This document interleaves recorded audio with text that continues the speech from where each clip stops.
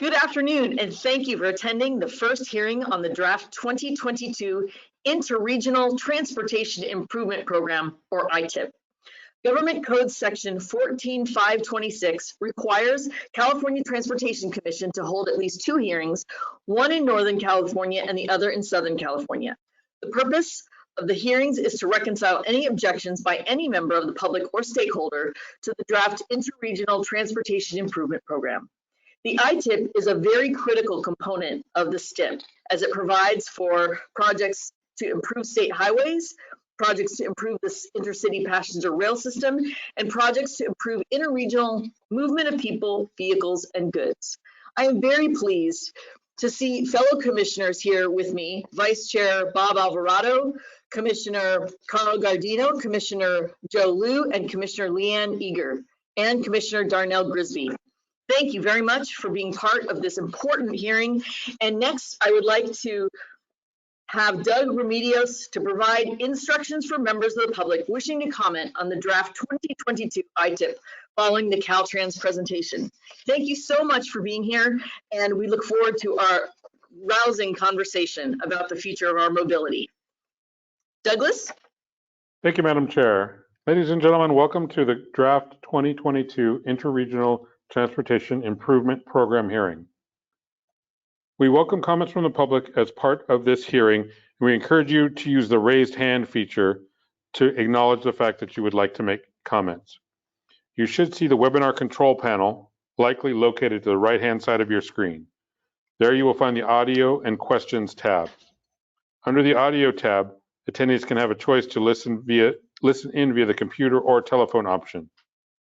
Should you prefer computer audio, please ensure that the appropriate box is selected. If you choose the phone call option, select the corresponding box and dial the phone number, access code, and audio pin as directed by the automated system. Please note that if the audio pin is not entered, you will remain in listen-only mode and will be unable to speak. As a reminder, each registered attendee is provided a unique link and phone number to access the webinar. These should not be shared with other participants, as they are registered to the specific attendee and can create confusion for staff when choosing to make comments. There are 2 options for participants to provide comments on agenda items. Click on the hand icon to indicate you wish to make a comment. You will be unmuted and called upon to make your comment. Please be sure to state your name and any affiliation you may have prior to voicing your remarks. Alternately, you may use the questions tab, type in your comment, and staff will read them out loud to the public. Please do your best to be concise with your comments. Please also make sure that your comments add new information. If you agree with the comments of a previous speaker, simply make that statement. Since we expect to have many speakers, we ask that you make your point in 3 minutes or less. A timer may be displayed on screen during your public comments. You will not be able to turn on your camera during this hearing. Thank you all for joining us. We know your time is valuable, and we appreciate you spending some of it with us today. Thank you so much, Douglas. And now, I believe our next agenda item, have we had Mitch Weiss to give opening remarks as well? Chair Norton, Mitch is not going to be available yet. So I do have my comments, so he will join us in a little bit though. And Teresa, maybe you're on screen as Casey Ruggiero, so could you introduce yourself and not your pseudonym here? I am so lucky because just 3 minutes before this was going to start, or 5 minutes, my computer turned off and I did not know how to turn it back on. So I ran to Casey's computer. And so my name is Teresa Favila. I am the Deputy Director for the STIP. And I'm very excited to be here on this, our hearing for the North hearing for the Interregional Transportation Improvement Program. And before we pass it to Caltrans to present the ITIP, I do have an overview of the ITIP for you, okay? So Teresa, let me interrupt you just 1 second. Let us please, as we heard from our equity roundtable, that we are speaking in many cases in alphabet soup. Could we define for everyone present what the STIP is? We've defined that ITIP is Interregional Transportation Improvement Program. Could you define STIP for us? Yes, actually, yes, of course. The STIP is a 5-year program of capital improvements adopted biannually in even number years. It is comprised of 2 broad programs. The Regional Improvement Program that takes 75% of the STIP capacity, and the Interregional Improvement Program that takes 25% of the STIP capacity. Per statute, the Interregional Program, which is the program that we're going to be talking about today, is subdivided further, 60% going to outside the urbanized areas on the interregional road system, with a minimum of 15% of intercity rail projects, which is about 9% of the total ITIP, or the Interregional Transportation Improvement Program, or 2.25 of the entire STIP, which I just said is the 2 programs combined. But Now, STIP, the acronym stands for? State Transportation Improvement Program. Thank you. We're so used to talking about STIP, IP, RIP, TCRP, TCIF, that it just comes natural. So I apologize for all these acronyms. Thank you. We've just helped the Equity Roundtable be clear about what we are doing, and it helps everyone participate. Please continue, Teresa. Thank you. Statute requires that by October 15 of each odd numbered year, and after consulting with the transportation planning agencies, county transportation commissions, and transportation authorities, Caltrans shall submit to the commission the draft 5-year ITIP. Statute also requires that by November 15th of each odd number year, the commission holds at least 2 hearings, one in the north and the other in the south. The purpose of the hearings is to reconcile any objections by any member of the public or other stakeholders to the draft ITIP. The draft 22 ITIP was submitted to the commission on October 15th. It was also posted on Caltrans's website as well as ours. This is the first of 2 hearings that are statutorily required. The South hearing is scheduled for November 8th, 2021 at 9 a.m. After ITIP hearings, Caltrans staff will prepare the final ITIP and shall consider the input received at these hearings. The final ITIP shall include a summary of the major comments received at the hearings and responses to those comments. The final ITIP is due to the commission by December 15th, as well as all the regional transportation improvement programs. Staff will compile all the proposals into one document that will be presented at the North and South STIP hearings on January 27th and February 3rd. Staff will publish its recommendations for the 22 STIP on February 28th. The commission will adopt the STIP at the March 2022 commission meeting. That's a few days prior to the required adoption of April 1st. The 22 STIP guidelines were adopted by the commission at the August commission meeting, where the priorities and expectations were set for the STIP. The guidelines set the policy, standards, criteria, and procedures for the development, adoption, and management of the 22 STIP. Also in August, the commission adopted the 22 STIP fund estimate, identifying $796 million of new capacity for the 22 STIP period. The fund sources for the new capacity is the state highway account. The STIP does not receive funding from the public transportation account, which is the primary fund source for transit projects. The new capacity identified for the 22 STIP is mostly in the last 2 years of the STIP period, which is fiscal years 25-26 and 26-27. What this means is that for every new project proposed for programming in the first 3 years of the STIP, another project has to be delayed, providing the capacity for the new project. The formula distribution for the interregional program was approximately $213 million. The program had an advance of $39 million, making the amount available for new programming of $178 million. The STIP guidelines identified the interregional program that works towards achieving the following. I apologize. The new projects proposed for funding in the interregional program must meet all the objectives as specified in the STIP guidelines. They must be consistent with the interregional transportation strategic plan They must have a project initiation document or an equivalent, have a complete funding commitment, meaning that it must be fully funded at the time of adoption, and they must meet the eligibility requirements under Article 19. Madam Chair, that completes all my comments for the Interregional Transportation Improvement Program hearing. Thank you so much, Teresa. We truly appreciate you going into such detail and for being so descriptive for all the people who want to participate in this hearing from the public. Next item, we have the public hearing on this item. And so could we go to the presentation of the draft 2022 Interregional Transportation Improvement Program? Mr. Anderson?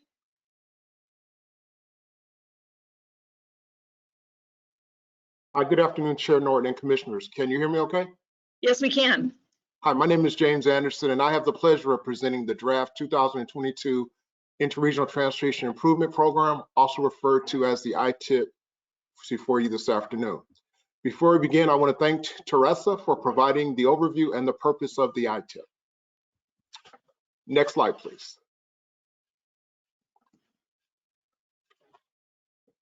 Is there a way that we can get the complete slide on the page or on the monitor? Is it showing as one slide?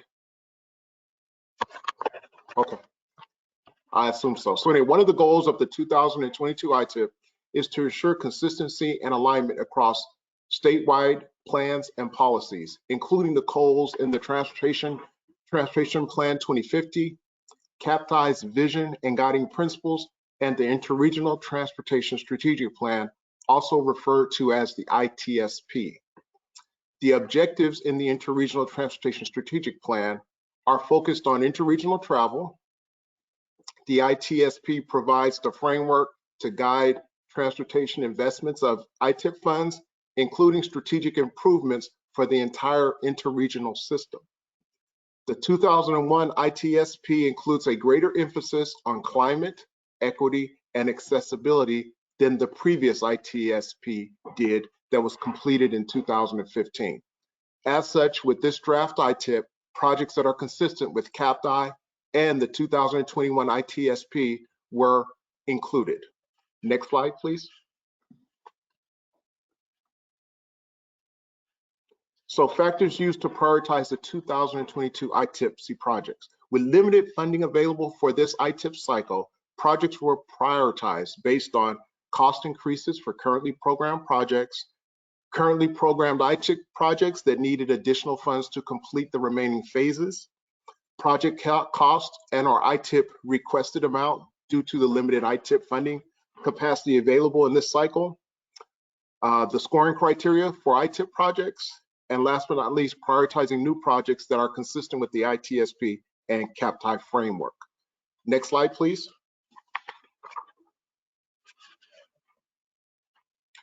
Funding capacity for the ITIP. So the 2022 STIP fund estimate provided $178.2 million in new capacity. Add to that the COVID-19 relief funds provided an additional $16.8 million for a total of $195 million of capacity for the 2022 ITIP. Next slide, please. The $195 million in available capacity was used to fund carryover projects, which include cost increases or changes from previous projects, and new projects. I will discuss these two topics a little bit more in upcoming slides. Next slide, please. This slide is very important and provides a statewide perspective of the overall interregional highway, interregional highway, existing and newly proposed projects, and their location in one of the 11 high priority corridors. So the takeaway from this slide is, at a glance, it shows you all the highway and active transportation projects in the 2022 ITIP. Next slide, please. This slide is very important as well because it provides a statewide perspective of the overall intercity passenger rail program, existing and newly proposed projects, and their location in one of the 9 intercity passenger rail corridors. The important takeaway from this slide is that not all corridors have projects, and some corridors may have more than one project. But again, it shows at a glance the entire the intercity passenger rail program for the entire state. Next slide, please. 2020 carryover projects to the 2022 ITIP. So as the table shows, there are 20 carryover projects from the 2020 ITIP. It's important to point out that these projects do not count against the available new programming capacity for this ITIP cycle, as their capacity is carried forward from previous cycles, from the previous cycle. Next slide, please. So this slide is as 2020 carryover projects to the 2022 ITIP that have either cost increases or have funding needs for subsequent project phases. So as this slide shows, there were about 5 existing ITIP projects that received new funding this ITIP cycle. 2 projects, the first 2 projects had construction cost increases. The construction phase was funded for 2 other projects, or 2 additional projects.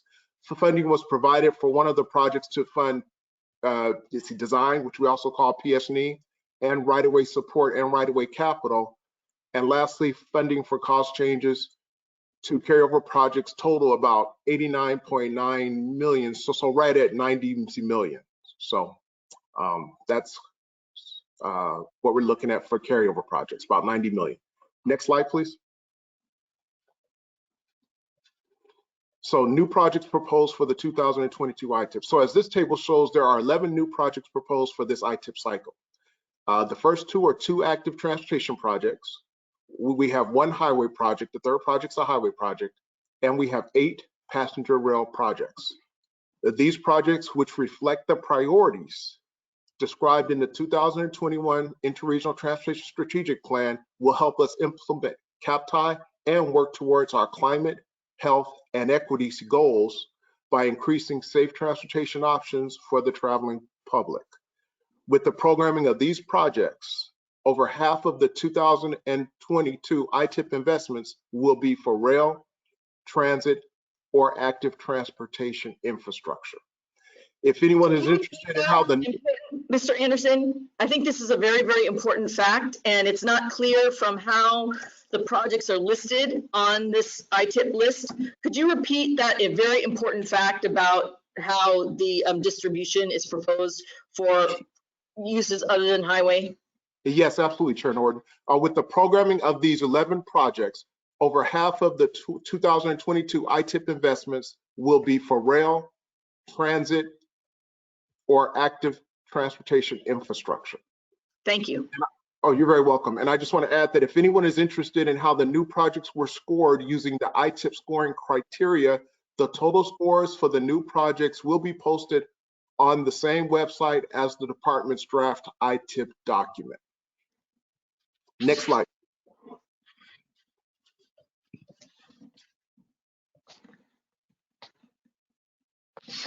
Thank you for allowing me to present the draft 2022 ITIP to you. I'm happy to answer any questions that you may have.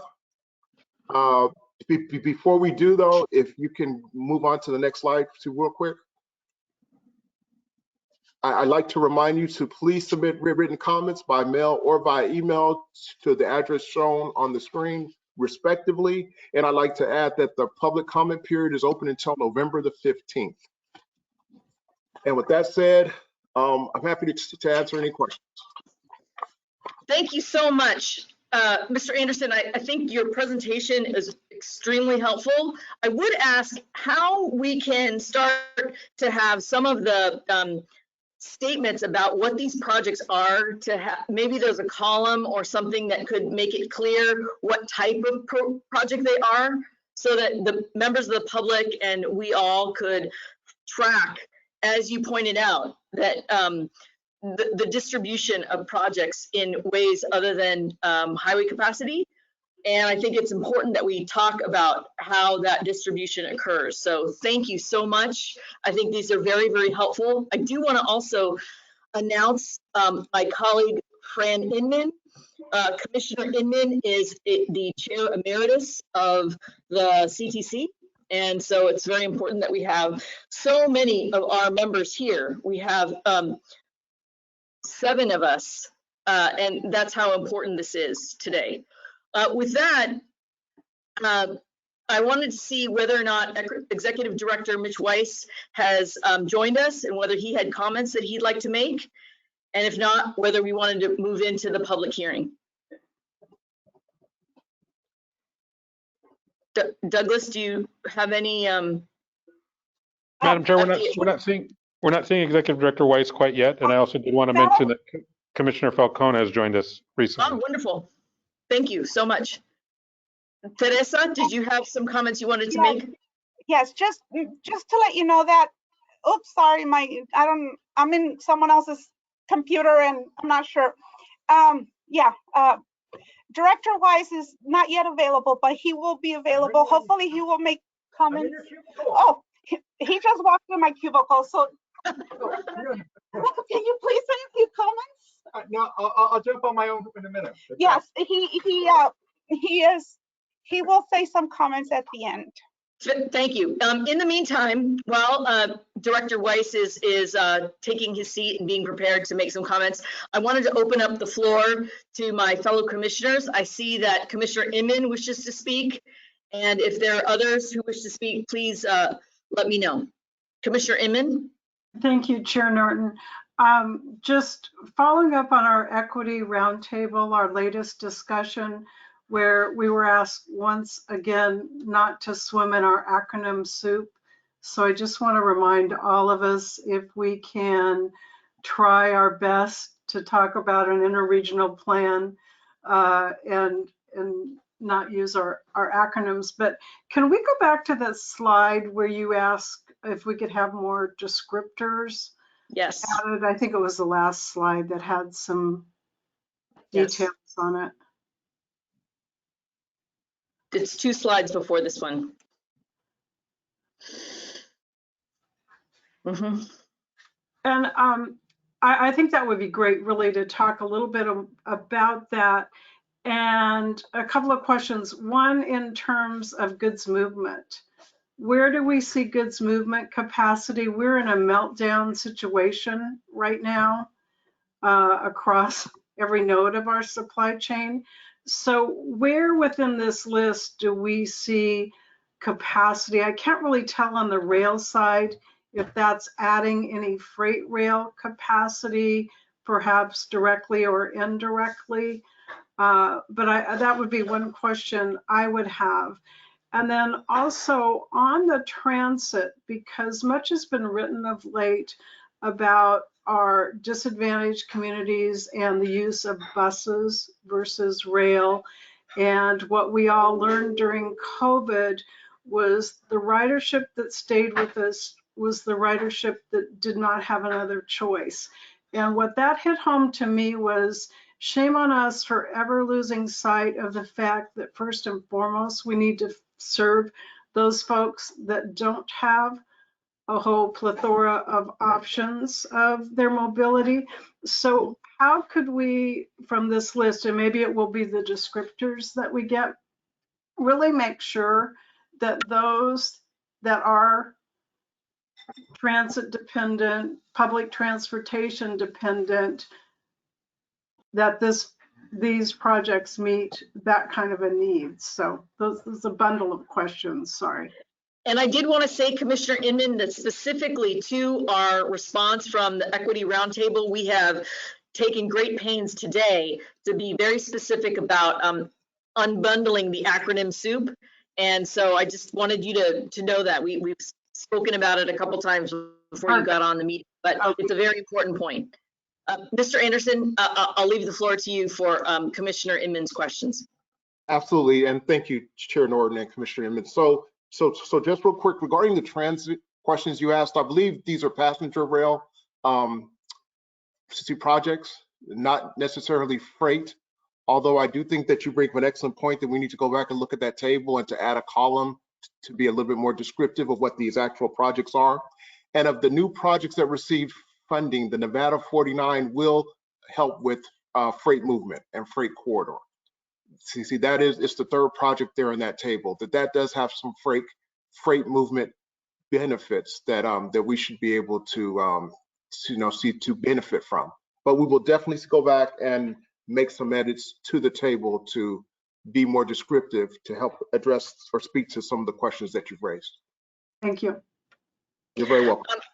I'm pleased to announce that Commissioner Falcone has also joined us. So we now have 8 of our 11 commissioners participating today. And just again, to show how important this hearing is to the CTC. Teresa, did you have any other comments you wanted to make? I do want to make sure that I open this up to any of my other colleagues who wish to make any statements before the hearing is open.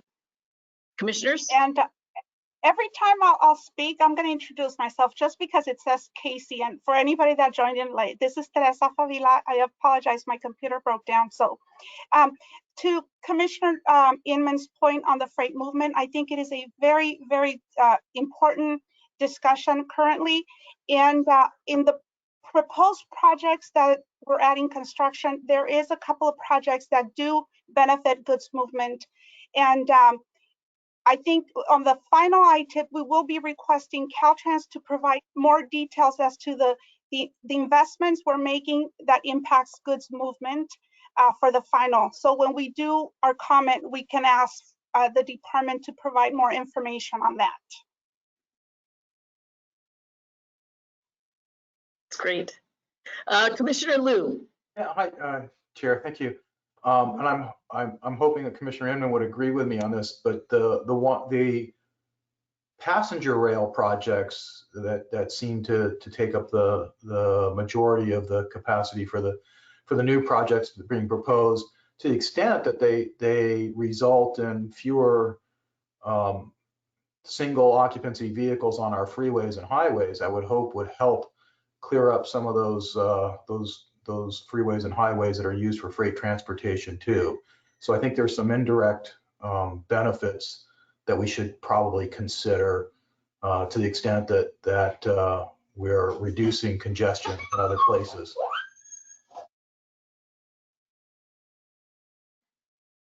Great. Is Executive Director Weiss ready to provide some remarks today?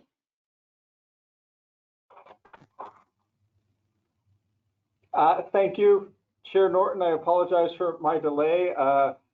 Travel time patterns have definitely changed in Sacramento, and that and the rain here caused a little bit of delay.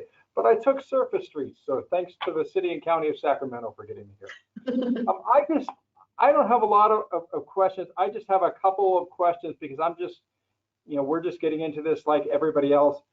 One of the questions I have for Caltrans is, of the new projects proposed, my first question is, which of these are projects that are being proposed for pre-construction that they would hope to compete in a competitive program in a future cycle?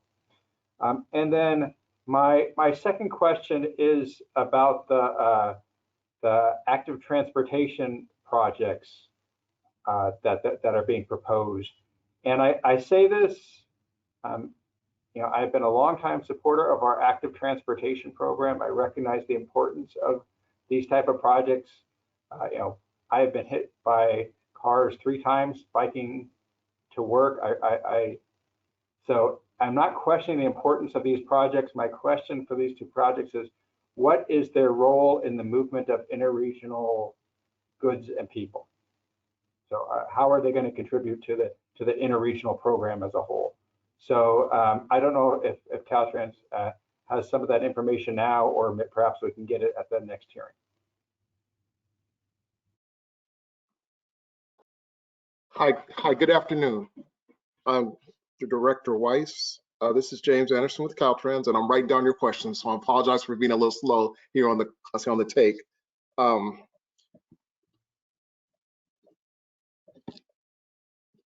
So the second question was, what role do the active transportation projects have on making a contribution to interregional travel, right? If I'm framing that question correctly, And that is something that we will have to get back to you on. And we'll probably have that information available at the South hearing, but that is a very good question. We appreciate that question. Now, as far as the first question was, which projects are those for pre-construction? I'm actually looking for my table because I had a table which laid that information out, and I don't see it, but I'll get back to you here very shortly. But I did have that information available. I didn't think you'd ask, so you surprised me. That's a very good question, and we will get back to you very shortly. Okay, thank you, James. You're very welcome. Mr. Anderson, I have a few questions. I have a strong belief in that first last mile being, for active transportation, being a very important component of a regional network, and being able to get to and from those regional networks can actually be the difference between whether people take transit or not, even long distances, and especially long distances. What I wanted to ask is whether you or the agencies that are applying for these funds are tracking the use of these systems by gender, and whether or not you are also looking at whether or not the infrastructure includes the ability to have some safety as changing modes, bathrooms, good lighting, the things that are cited over and over again as the barriers for people who are older or more vulnerable, or women with children, to taking more transit. Can you elaborate as to whether or not you're expanding the thought about infrastructure to make sure and to track how many different types of populations are using the system, and what these investments are enabling in opening up the opportunities for these additional populations to use the system? So Turner, and that's a very powerful and insightful question. I can tell you, I can't speak for our transportation partners, our MPOs and our RTPAs, but I can tell you that I know that Caltrans is having discussions about how to collect this data, what data to collect, and then what we're going to do with the data. But at this point, I'm not sure I can confirm definitively or not that we are actually doing it. Although I do know that we are looking at how to ensure that equity and those gender issues and so some of the others, to make sure that it's accessible for everybody and that no one is disadvantaged by our transportation system. You bring up some very excellent points, and I know we're looking at it, but again, I'll have to go back and coordinate with the team to see exactly if we have any metrics in place to collect the data now. And if so, I'm more than happy to share it with you, but I, off the top of my head, couldn't tell you if we actually have the metrics in place right now. Thank you so much for that answer, and for the goal to try to get some of those more specifics based on my questions. I really appreciate it, Mr. Anderson. Absolutely. With that, Teresa, do you want to start the public input process, as I see no more of my colleagues wish to speak at this time? Yes, Madam Chair. At this point, I would like for you to start the hearing and request public comment. Okay. We are now officially under item 3. I believe that is the public hearing item, and if we could put that up on the screen so that people are aware that we are now in public comment mode. I want to make chat item 4. Then let's open the public comment period and open the hearing formally. It's now 1:30 in our meeting. Justin, do we have any people wishing to speak in public comment? Yes, thank you, Chair. And we do have attendees looking to make public comment at this time. Up first, we have Assemblyman Jim Patterson. Thank you.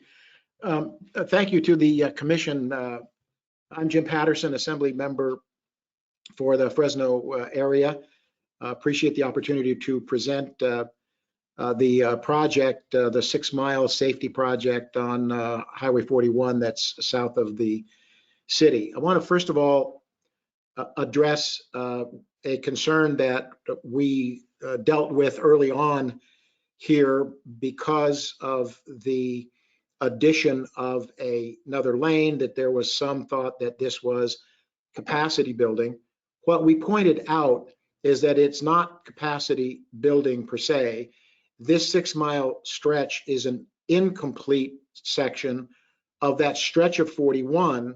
So the capacity decision was reached several years ago when the project showed a 2 lanes in each direction.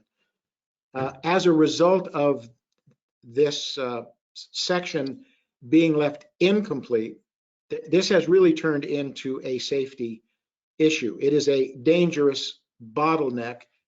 A statewide crash and injury database shows that in the last 10 years, fatal accidents on this stretch accounted for 35% of all fatalities on Highway 41 in Fresno County.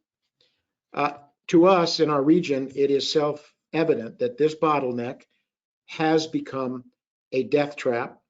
And as a result, our region recently joined together and has made significant participation of funds from our area for this project. We want to be a partner in its solution, and we have stepped up with the Fresno County Transportation Authority and the Fresno Council of Governments. They recently approved our share. I think it's important to note that we are a self-help county that has taxed itself and has committed significant funds from our Measure C project to this project. That underscores the regional recognition of the danger and of our willingness to participate. We are very grateful to see that Caltrans has recognized our partnership, and I think they have also recognized the need to complete this section for safety's sake by joining us and proposing their part in the ITIP. Our hope is that the Commission will recognize the need and will join us as well when it comes time to vote on this particular item. Thank you, and we would appreciate your support on this as our local community has come forward with its share.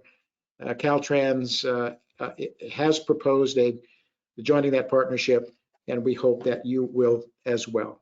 Thank you very much. Thank you very much, Assemblymember Patterson. Those are very important remarks. Next, public comment. Up next, we have Supervisor Buddy Mendez.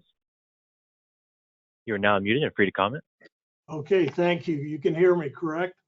We can, thank you. Okay, good afternoon. I'm Fresno County Supervisor Buddy Mendez, and I would like to echo Assemblyman Patterson's comments and add, today I'm wearing many hats. As a resident of Riverdale, a rural community just east of the project location with many family farms, including my own, and as a local county supervisor for this area and the chair of the Fresno County Transportation Authority, I would like to say that this project's about safety, safety, safety, and it is long overdue for our community.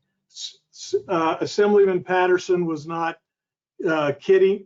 The capacity building portion of this project was decided in the year 2000. That's 20 years ago. And this project was so far down the road, and this area was being promised it was going to be finished, that in 2006 it didn't even make our Measure C, our second renewal of Measure C. And then when the 2008 turn down came in effect, the project just pulled a Houdini and literally disappeared off the face of the earth. Now, I think Assemblyman Patterson was saying, and I want everybody on this committee to understand, Caltrans has 2 4-lane roads coming together, and there's a 6-mile gap. Now, that's why it was already considered years ago that we needed to finish this project. And I'm going to keep going here. On behalf of the FCTA, our local Measure C funds, we want to continue our successful 35-year partnership with the state. FTCA and the Fresno COG will provide half the funding to finish and build a safe route to help save lives in our community. On behalf of all the families that have lost their lives, please finish what you promised and complete this gap in the 4-lane highway connecting our South County communities to jobs, goods, and services in the Fresno metro area.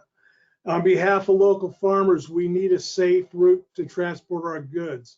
On behalf of the Lemoore Naval Air Station, a safe route is needed for our residents who work on the base. Now, since this was supposed to be done in the year 2000 or started, the Lemoore Naval Air Station has doubled the amount of people that are there today. And it's basically the West Coast home of the F-35 and the F-18. So there's a lot of people come from Fresno every day down to Lemoore Naval Air Station that need this road. And I just want to finish by saying we're real pleased that Caltrans has recommended funding for this project and recommend that CTC approve the funding as proposed. Thank you. Thank you very much, Supervisor. Appreciate your remarks. Next public comment, please. Up next, we have Lorna Roush. Good afternoon. Can you hear me? Hello? Yes, we can. We can. You have a slight echo, but we can hear you loud and clear. Okay, thank you. My name is Lorna Roush, and I am the founder of the Facebook group Widen 41 Public Group. We are a grassroots effort and communities that are concerned with our safety of this road. We have lost many loved ones. Whenever we do hear the sirens go off and hear the fire trucks go out, hear the ambulances go out, we're always wondering which one of us just lost a loved one? Which one of us just lost another loved one? September, I did lose my cousin's husband, and we proceeded to talk to Buddy Mendez and to see what we could do, because this has been forgotten. Everyone has forgotten about us. We are 6 miles, and this is a stretch that was promised to us over 20 years ago to be finished. Not a new process, not a new road, but to finish what was started many years ago. One of the statistics that I came up with, and I did have Assemblyman Patterson's office confirm that we did have 260 wrecks in 260 weeks between the years of 2015 and 2020.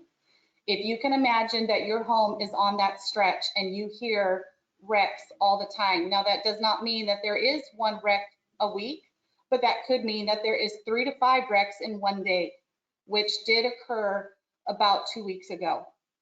And we would just, first of all, we need to thank everyone that has participated and put forth their effort and put forth funding to help us finish this road so we can save lives. And I would just appreciate your support and help us save our loved ones, save us, save ourselves, because we never know traveling that road when our time is up. Thank you. Thank you very much. Next public comment, Justin. Up next, we have Mike Leonardo. Good afternoon. This is Mike Leonardo. I'm the Executive Director for the Fresno County Transportation Authority. The previous speakers have really said everything there is to say about the project, and so I won't take any additional time on that. I just do want you to know that FCTA is committed to this project. Even though it was an ITIP project, we are proposing to fund half of it in conjunction with Fresno COG. And I do just want to emphasize the long-standing partnership that we've had with Caltrans. For 35 years, we've worked together to solve transportation problems in Fresno County. And this is just one more of those types of projects. And I want to acknowledge Caltrans did some cost-saving features to actually lower the overall construction cost and make it more affordable for both of us. And then last, just talk about schedule. We have been in the right-of-way acquisition phase on this project. Much of the right-of-way actually was acquired back when the previous piece of 41 was built, but there's still some outstanding parcels. The project was in the ITIP for right-of-way acquisition, and so that process is moving. So we have the opportunity here, I think, to have a shovel-ready project that we can immediately put people to work and start saving lives. So thank you. Thank you very much. Justin, next public comment, please. Next, we have Tony Beren. Tony, you're now muted and free to comment. Good afternoon, everyone. Tony Bourne, Executive Director, Fresno Council of Governments. Just very briefly, I won't belabor what's been said earlier. What I do think is important is this project represents the very best of government when you have different levels of government working together. As has been mentioned, this is a project that the Fresno COG and the Transportation Authority proactively went to our board, respective boards, and said that we had a project, safety project, that needed to be addressed. Both boards recognized the situation and agreed to find the money. So the COG board came up with $10 million, the authority $13 million, which gave us basically a 50-50 deal. Big shout out to Caltrans District 6, Diana Gomez and her team, as well as the Caltrans headquarters folks for recognizing there was a problem here that could be solved if we all work together. So we're very excited about the project and hope that it stays in the ITIP where it belongs. So I'll stop right there. Thank you. Wonderful. Next public comment, Justin. Up next, we have Robert Poitras. All right, very good. Good afternoon, Chair Norton and members of the commission. I'm Rob Poitras. I'm chairman of the Madera County Board of Supervisors, as well as the chair of the San Joaquin Regional Valley Regional Policy Council. I would like to thank Caltrans for its recommendations in the 2022 ITIP to complete. Supervisor, we've just lost your volume and we don't want to lose anything that you're going to say. Is there some way you could speak closer to the microphone, or we could recalibrate your audio? Okay, is this a little bit better? Much better, thank you. Please continue, Supervisor. Very good. So anyway, I'd like to thank Caltrans for its recommendations in the 2022 ITIP to complete projects in the San Joaquin Valley region, which will improve safety, facilitate goods movement, reduce congestion, and improve air quality.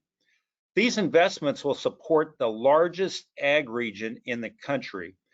Listen to these numbers, they're pretty impressive. The San Joaquin Valley generates more than $45 billion annually in economic activity and provides 25%, that's 25% of the nation's food supply. Goods movement supports 44% of all jobs in the region, more than any other region statewide. On October 20th, Governor Newsom issued an executive order in 1921 to address goods movement and supply chain issues at the ports. The Highway 99 corridor will surely be impacted given that it is the state's main goods movement arterial. It is our sincere hope that these investments will help improve the outdated infrastructure needs. For instance, back in 1958, when this section of road or freeway was completed, we had 16 million people in the state of California. Today, it's the same number of lanes, and yet we have 40 million people that it's servicing. We are committed to balancing our mobility and air quality needs. You will hear next from the Valley MPO directors on the need for these projects and our global vision to improve air quality and enhance mobility for the region. I ask for your support this spring to adopt the 2022 ITIP as proposed by Caltrans. I will now like to turn it over to Ted Smalley, Executive Director of the Tulare County Association of Governments. Thank you. Thank you very much. Mr. Smalley? Good afternoon. I just want to thank you so much for Caltrans for the recommendation.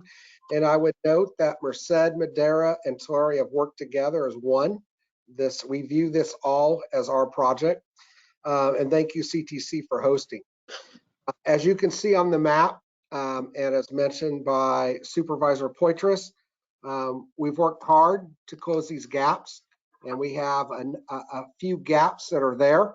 But with this recommendation and the recommendation likely coming in January for the 99 bond remnant money, we can close a fourth of those gaps.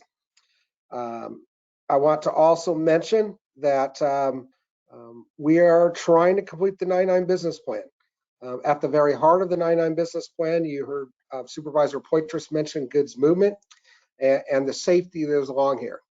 This is a dangerous corridor, especially where there are 4 lanes. As mentioned about the other corridor earlier, we've seen friends and family in significant accidents on this corridor.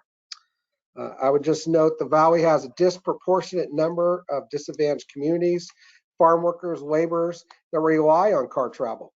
But being in a non-attainment air district, we are working collectively on providing multimodal solutions to improve mobility and address our air quality.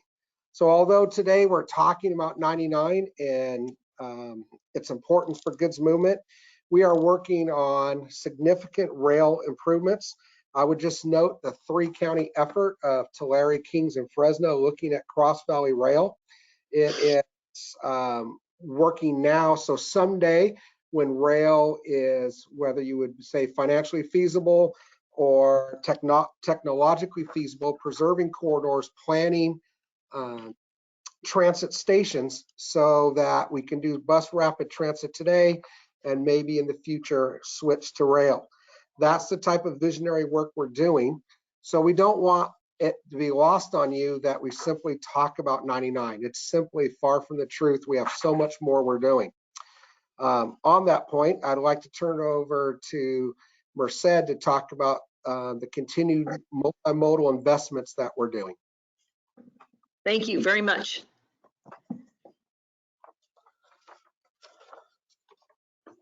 Up next, we have Matt Bell. Thank you. Thank you, Ted. Thank you, Chair Norton, commissioners, and staff. I'm Matt Fell, Deputy Director for Planning at Merced County Association of Governments, speaking for Stacy Guzman, Executive Director. I also want to thank Caltrans for the ITIP recommendation for the Madera project, as well as numerous previous ITIPs funding other 99 projects, including the Livingston 99 southbound project in Merced. So we are here speaking about critical improvements on Highway 99, but it is important to highlight and remember that is not all we're doing. As Ted mentioned, with strong state funding support, we are developing a robust multimodal system in the Valley, and Merced is one of the key rail hubs. In the North Valley, the Altamont Corridor Express, or ACE Rail, is expanding to Sacramento, Modesto, and Merced, and Ted talked about the Cross Valley Rail effort in the South. And of course, the centerpiece of the long-term vision is high-speed rail, with initial segment from Merced to Fresno to Bakersfield. We also have long track records for regional cooperation and investing in bus transit. For example, here in Merced, we operate YARTS, the Yosemite Area Regional Transportation System, just recently expanded from 3 to 5 counties, providing public transit to Yosemite National Park, including for residents from within some of the most disadvantaged communities in the state. We also have consolidated countywide transit Merced, microtransit, zero emission car sharing, ride sharing in the Valley and the region. We're electrifying our fleets. We have van pools on the rise. So you see our plans and strategies include all of these things, resulting in significant reductions in GHGs and VMT and meeting our targets.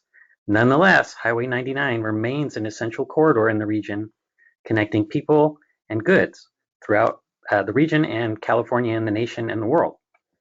And those are the improvements that we're supporting here today, along with the Highway 99 project in Madera and the other Highway 99 projects.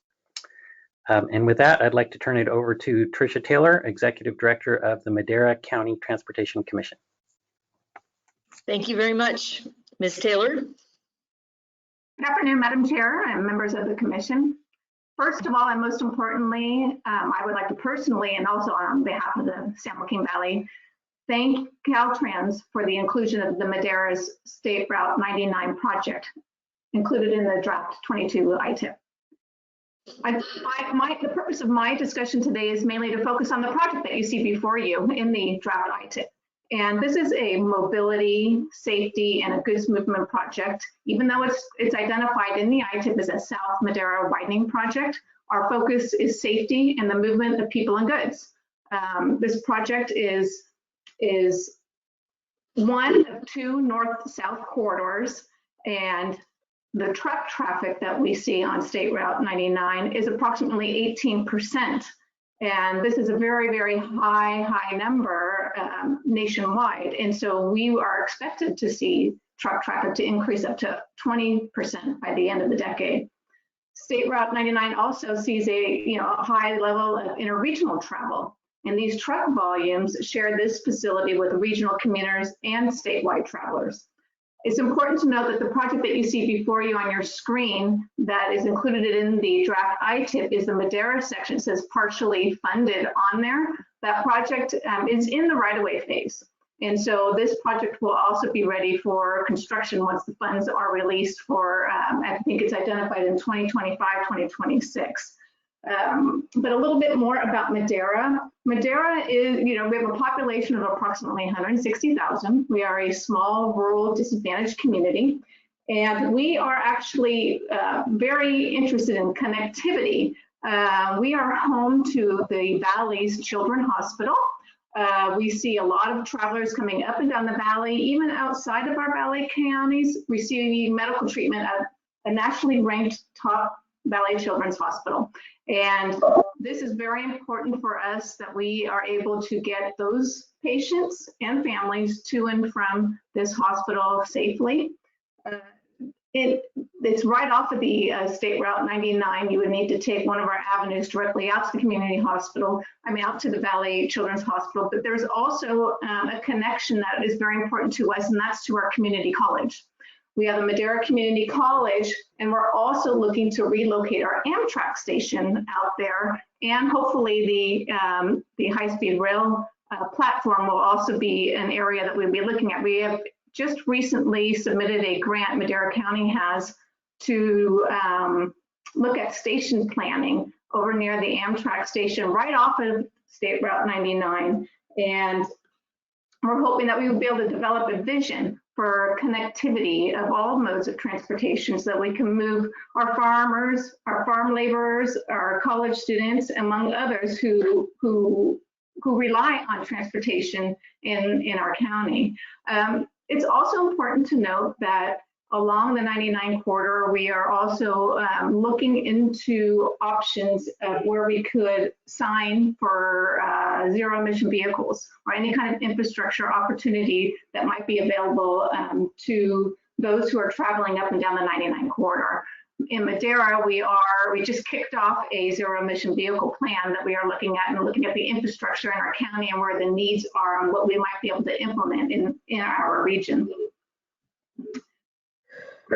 It's also very important to note that all three counties that you heard from today, Merced, Madera, and Tulare, we are all three self-help counties, and it's essential to develop partnerships with the state to leverage our local sales tax dollars, especially in the small counties such as ours.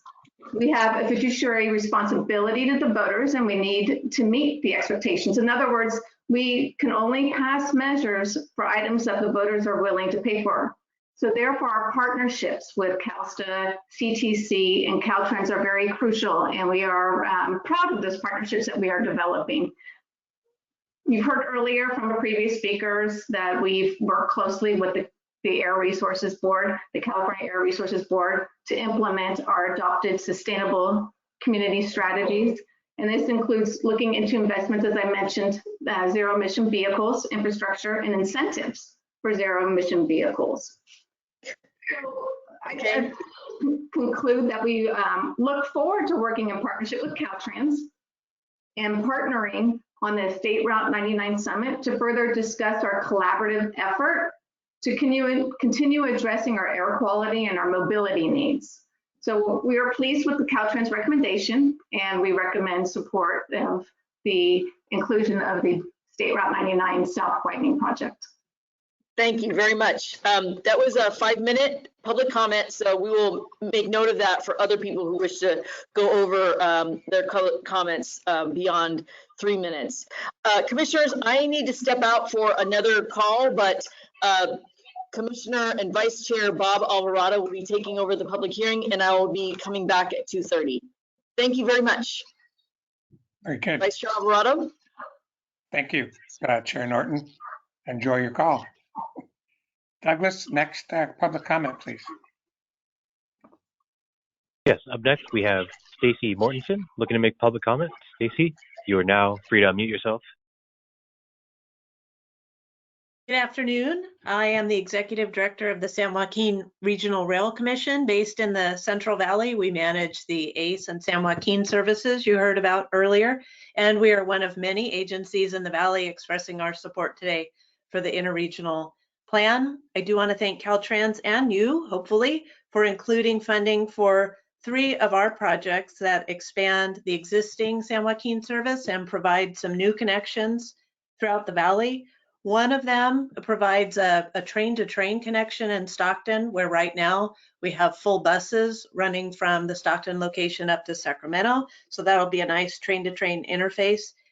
This project also creates a segment of track and 2 landing points to demonstrate zero-emission equipment in the future. So that is super exciting for us. The other 2 projects help the passenger and freight trains pass each other in a bad single track area between Stockton and Sacramento. So the fluidity there allows us to add more trains without impacting the schedule of either freight or passengers. I did want to note the San Joaquins during COVID were one of the best train services in the nation for continuing to have ridership. And I think one of the commissioners noted earlier that some people had to ride no matter what, and it was buses, light rail, trains. On the San Joaquins, we had people that, even though there was a shutdown order, they had to get to family members, they had to get to where they were taking care of people, and they had to get to where they were earning an income. And so they were willing to risk everything to ride because that's how important that transportation link was to them. So we can really appreciate that now, having looked at how important that service is, opened our eyes into who we're serving and who we need to keep expanding the services for. And then Chair Norton mentioned something we just talked about this week, and that is it could be gender mobility, age-related mobility, disability mobility. There's features in the transportation network, tunnels, darkness, corners, and I said, there are some of us who don't want to walk around a dark corner not knowing who's on the other side, and we may not be able to run away quickly, although I like to think I could. So those issues about designing in safety features, making people feel comfortable, it's a big deal. It's not natural for the transportation system, so it will take some time for people to really start thinking about that in small settings, then rolling that into the projects. And just finally, besides thank you, I'd like to note that most of our San Joaquin riders do take the 99 corridor to get to their station. So we're in big support of improving that option for the Valley residents as well. Thank you very much for your time. Thank you for your comments. Next presenter, please.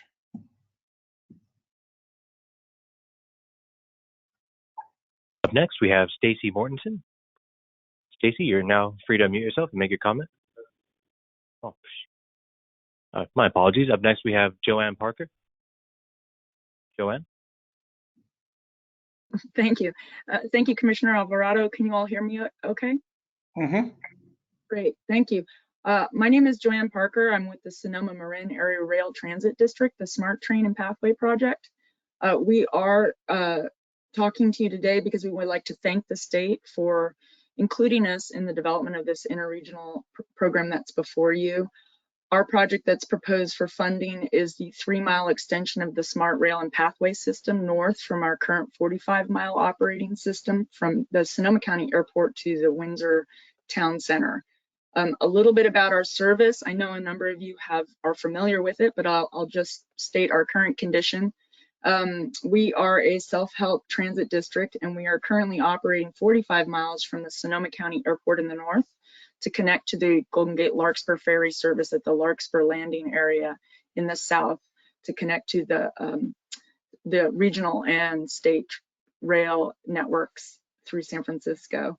We're an all-day bi-directional weekday service with currently running Saturday service. We normally pre-COVID run every day of the year. We're working to get back to that. Our riders are 26% low income, which is double the low income of our district. We've recently launched the Clipper Start program, which is the low income fare program for the region, for the Bay Area region. It offers 50% off for riders who are 200% of the federal poverty level or lower. And we also recently discounted all of our rates on top of that 40% to encourage people post-pandemic to rebuild their lives. We allow bicycles on board, and our project that is proposed to be funded includes a class 1 paved pathway in our rail right-of-way. We view the pathway as a critical first and last mile access to our system, as well as a safety feature within the communities that we serve. Pre-pandemic, about 11% of our riders brought bicycles on board, and it was remarkable what happened during the pandemic, that about 20% of our riders brought bicycles on board. And we think that this is going to stick, maybe not the full 20%, but it's definitely more, higher proportion of our riders are integrating bikes into their travel. Our average passenger trip is 24 miles in length. So we're really viewing bikes as first, last mile for your short trips, as well as bus connection. And then, 30 seconds. Thank you. I'll just end with we are also a short line freight rail operator, as you know, from helping us transfer the responsibilities from the North Coast Railroad Authority to us. We're very grateful for the state's partnership, and we would like to support the recommendation that the project for the SMART extension receive ITIP funds. Thank you very much. Thank you for your comments. Next. Up next, we have Kenneth Cow. Hi, good afternoon. My name is Kenneth Cow, and I'm with the Metropolitan Transportation Commission. I also wanted to add thanks to the California Department of Transportation for their draft Interregional Transportation Improvement Program as being proposed. Adding on to Joanne Parker's comment from SMART, that we're very happy to see that there is a little bit of money for our train system here, one of our train systems here in the Bay Area, as well as supporting other very important train systems that join to and come into our region, including the Capital Corridors and the San Joaquin corridors for Sacramento and San Joaquin counties. So again, I'd like to lend my support for the draft ITIP and encourage the adoption next year. Thank you very much. Thank you, Ken. Next speaker, please. Yes, I see one more attendee with their hand raised this time. Up next, we have Bruce Hautschelt. Bruce, you're free to unmute yourself and make a comment. Great, and thank you very much. An excellent pronunciation. Vice Chair Alvarado, my name is Bruce Hautschelt. I'm a member of the Capital Corridor Board of Directors and the Vice Mayor for the City of Roseville. I want to thank the California Transportation Commission and Caltrans for including the $30 million in funding for the Sacramento-Roseville third track project. We have a station in Roseville. We have projects nearby that station, a workforce housing project of about 80 units that's getting ready to go vertical, and a project that has affordable housing for disabled veterans and others nearby this. So this will be a critically important project. The project will change the face of public transit in Roseville and Placer County, and it's a key priority on the California State Rail Plan, the Capital Corridor Vision Plan, and just this month was named one of the mega region dozen projects highlighted by the metropolitan planning organizations in Sacramento, SACOG, the Bay Area, Metropolitan Transportation, and San Joaquin Valley that will benefit the quality of life in Northern California. Today, our intercity rail passenger service in Placer County consists of just one trip, one round trip. With this investment under our agreement with Union Pacific, we'll grow that rail service from 1 to 3 round trips daily, but this is just the first step. And in a second phase of the project, service to Placer County will expand to at least 10 round trips daily. Placer County is one of the fastest growing counties, as no doubt you've seen, and has strong economic connections with the Bay Area and Silicon Valley. Penumbra just moved to our area about 1.5 years ago. This service supports our economic growth and will keep cars off an already congested I-80, which I commute on my way to get to my office in downtown Sacramento, and it'll reduce the greenhouse gases. The new federal infrastructure program we expect to pass soon will result in an order of magnitude increase in federal rail investment, which is critical. With the California Transportation Commission support for this project, we'll send a signal to the U.S. Department of Transportation that we're ready in California to partner with the federal government to expand and improve our intercity rail services for the state. So thank you very much, and I really look forward to your support of this project as it moves forward. Very good. Thank you very much for your comments. Next speaker. Up next, we have Robert Paget. Robert, you're now unmuted and free to make your comment.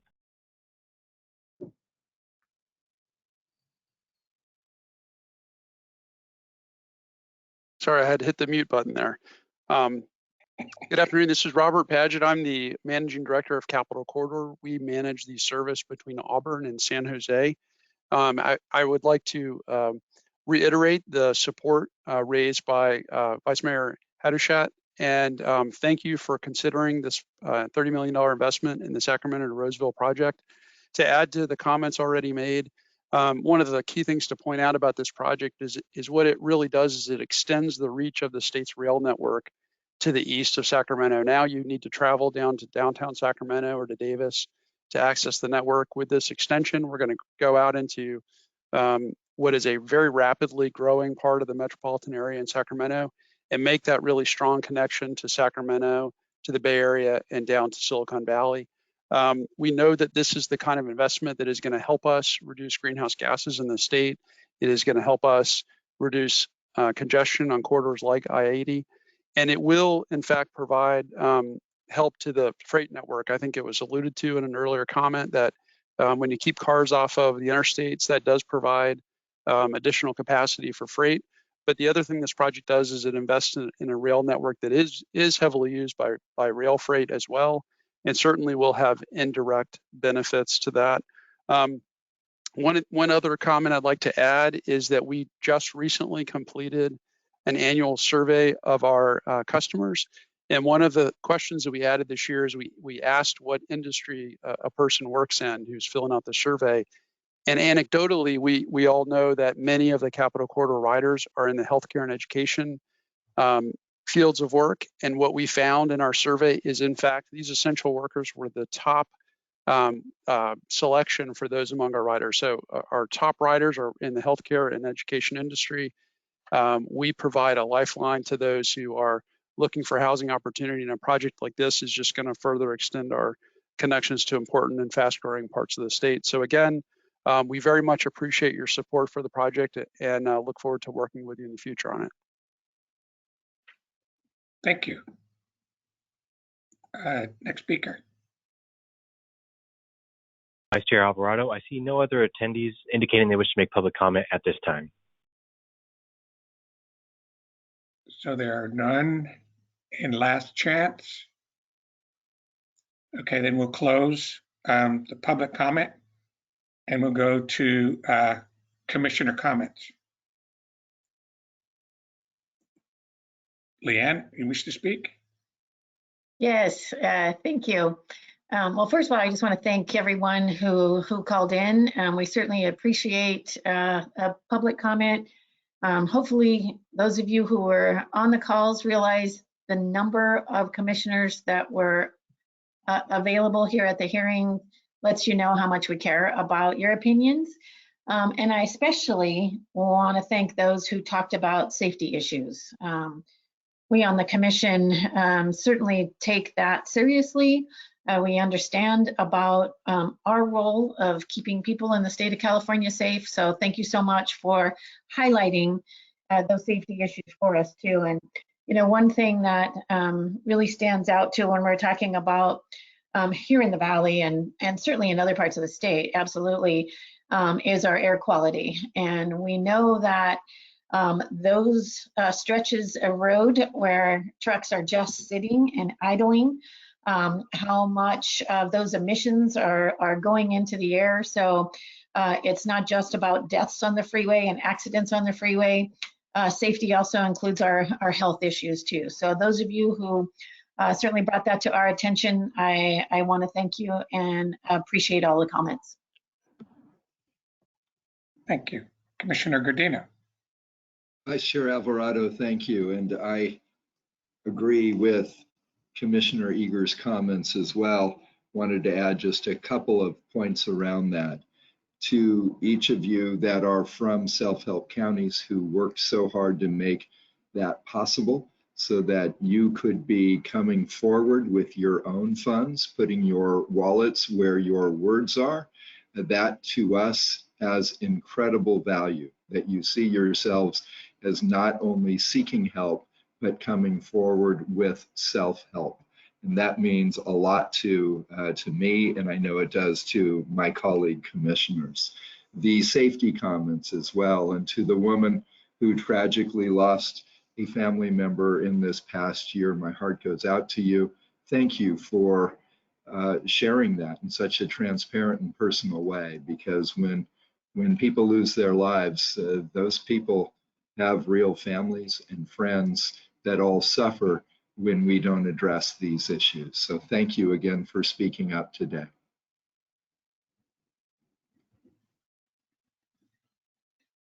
Any other commissioner comments?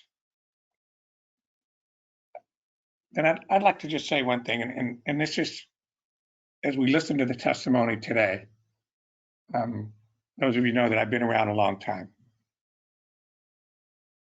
Highway 99, Highway 41, we're part of the 1B, Prop 1B. And these are promises that we made with Prop 1B funds.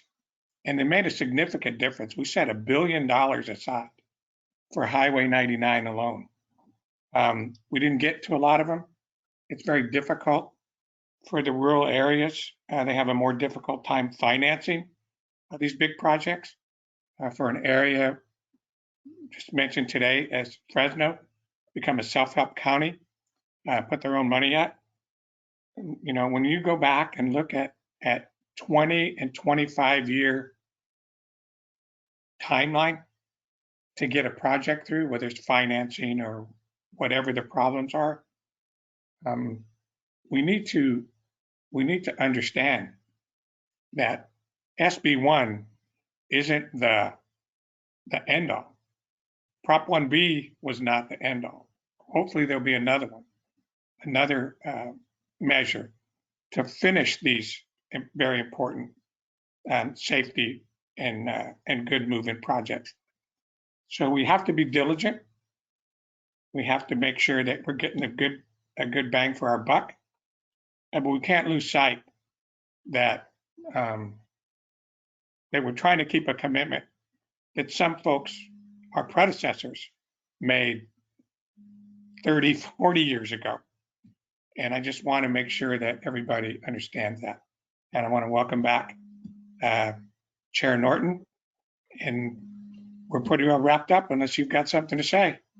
No, I just wanted to say thank you so much for all of the participation today. Thank you again for the way in which we are going to present information to the public in a different way based on really important input, and also to provide that metrics system that we talked about with Caltrans about how we are going to be using the system differently, what we gain in a multimodal system, and the thought by which people were talking today about capacity and safety and multimodal opportunities and potentially tolling opportunities and environmental superiority. I think we are clear in how we are looking at roads differently and what it takes to go beyond a system. I want to thank Vice Chair Alvarado for reminding us about how SB1 and beating back Prop 6 happened, that was about the public and going after the kind of system that would help everyone to thrive and help there be expanded safety and better mobility on multiple modes. This is an important time, and I want to thank everyone who participated in today's hearing, and we look forward to the participation of all of you in the hearing on the South. Thank you very much for your time, and if there are no further pieces of input, then we are adjourned. Thank you.